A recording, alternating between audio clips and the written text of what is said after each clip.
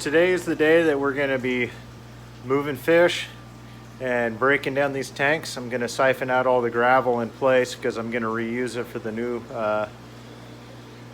tank. We're also, while I got the water down, I'm going to clean out the sump under there. When I added some bio to it the other day, it was pretty dirty. I haven't cleaned it in a while, so we're going to get everything cleaned up, taken apart, and get some fish moved. So my hose here is big enough that we're able to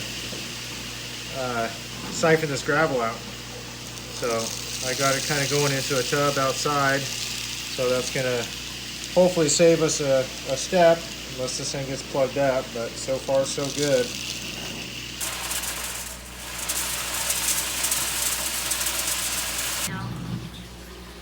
So 240 is just about empty. Siphoning all the rocks out worked really well. I'm able to get it cleaned. I actually kind of forgot that there was tile under here because I hadn't seen it in so long. But I'll have to reach in and get the big rocks, or just leave them in there. I guess no big deal. But I'm gonna just kind of do a little more vacuuming of all the crap in here, and then we're gonna go ahead and start on the 300. So we got these drained enough that I'm going to go ahead and turn the pump back on, and it's only going to be feeding us 500. So I got to kind of keep an eye on it and make sure that it's not too much. If it is, it's going to overflow the tank. So we might have to dial the main pump back. Those are the two valves that are for the water and for the return. So essentially these things are completely corked off right now. We got the rest of the water in the 240 draining. I went ahead and cleaned out my sponge filters in it. You can see how dirty they were. So we'll get this guy all cleaned out. I might even kind of work on the front while it's draining. You never really realize how dirty your tanks are until you drain them. So we're going to do that, and then we're going to go ahead and adjust the pump if we need to. Okay, so it's time to move the fish out of here. Really, even to this point, I'm not sure where I want to put everybody. I think I'll put the bicher, you know what, I think I'll just put them all in the 500, and if we start to have issues, then I'll move them accordingly. This is not going to be an easy transfer. These guys are all super spooky, and not the best shapes to catch. Well, that was easier than I thought it would be. Let's see if we can keep them in the net. And we can't. A broken net here. So, I don't know if this one's going to fit through there or not. It is not.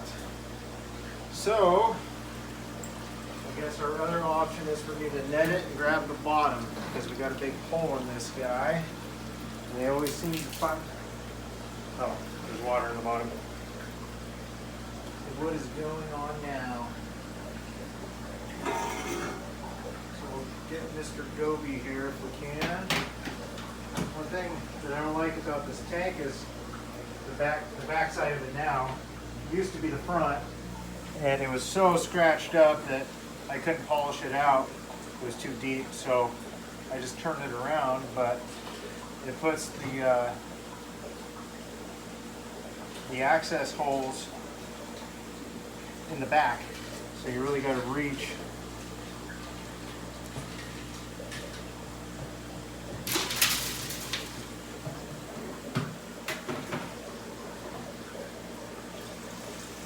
I got to pour the water out of here every time I use it. So this guy right here is who I'm most worried about, because he stresses so bad. And last time I moved him, he didn't eat for almost a month. And he's just so fast that he's hard to catch without beating him up. This guy is now inside of this ornament. Maybe we can pull him out from inside of it, or we can get him to come out.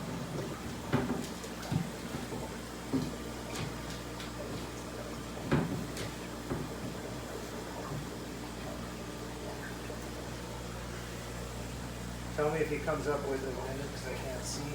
Okay. Is he still in there? No, I don't think so. I think he just came out. We'll just take this thing out. Beecher's back over here. We'll give him a shot again. Where'd the goby go? Oh, there he is. Swarm back there. I'm trying to keep a few ornaments in here so they think that they're hiding and they stay put. Okay. Run my hand over the hole.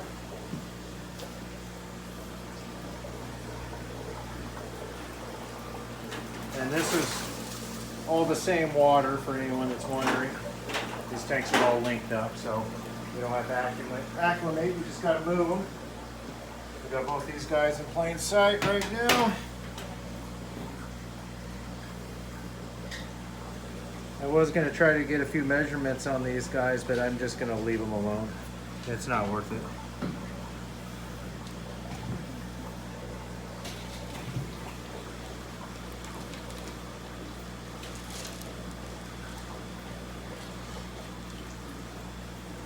Nope.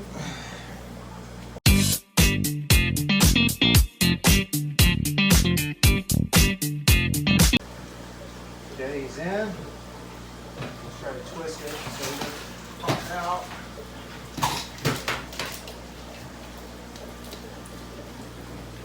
Hey, little boy. Come on, dude. Backwards. There we go. All right, so we just have the vampire tetra and the, there's a little Plecostomus in there. Let's see here. I'm sure the Pleco was just hiding inside an ornament, so it'll be easy. But this guy right here is no joke to catch. And he's the one that I wanted to be able to just get one scoop on and not stress him out too much.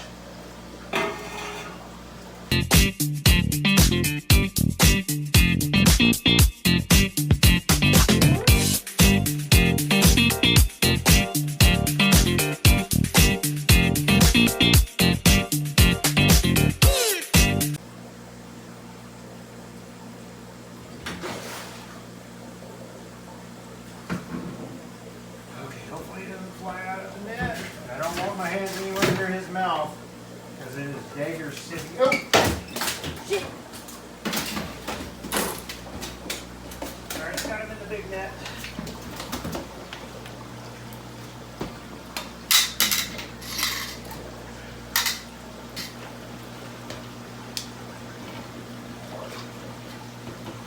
Did he get hurt? Well, we're going to find out. I mean, these guys are pretty tough. Fish are tough in general, but never good on them.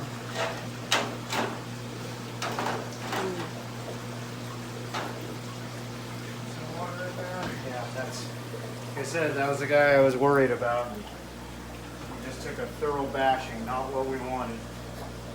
All right, let's get the Plecostomus, find where he's at. And if he's in an ornament, we'll just probably throw the whole thing in until he comes out.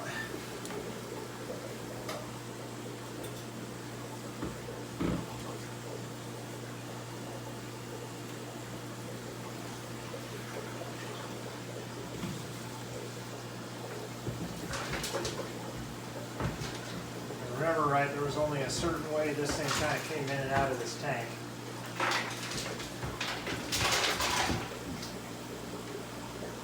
don't know if he's in there or not. I don't see him. I don't think he's in there. We can get this thing out later. He's not. The thing is, they're not gonna, those Plecos won't flap around. They'll just hang on. So you won't even know that they're in there.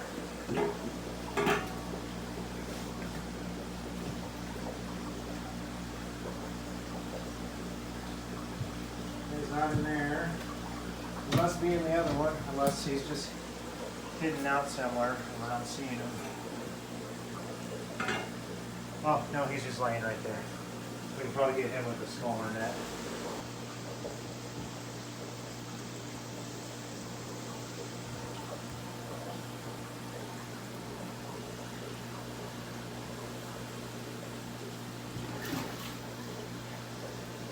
You see where he went?